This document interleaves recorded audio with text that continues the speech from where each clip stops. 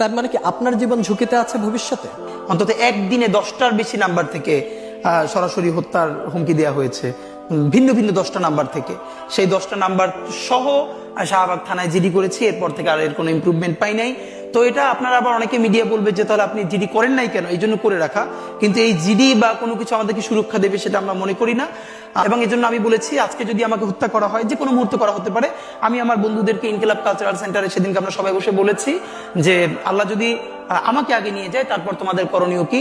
আমি আমার পরিবার এবং আমার ভাই বন্ধুদেরকে ডেকে বলেছি যে আল্লাহ আমাকে নিয়ে গেলে করণীয় কি হবে।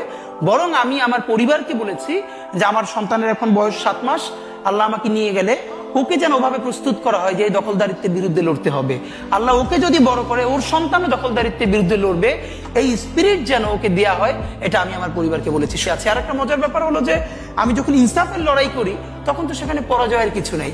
আমি বেঁচে থাকলে আমি গাজী হিসেবে লড়বো, আমি মরে গেলে শহীদ হয়ে আল্লাহর কাছে চলে যাব। আর আমাদের এই লড়াই তো হার জিতের কিছু, আমরা জিতের উপরেই আছে। আমাদের জীবন বেঁচে থাকলেও জিত, আমাদের জীবন চলে গেলেও জিত।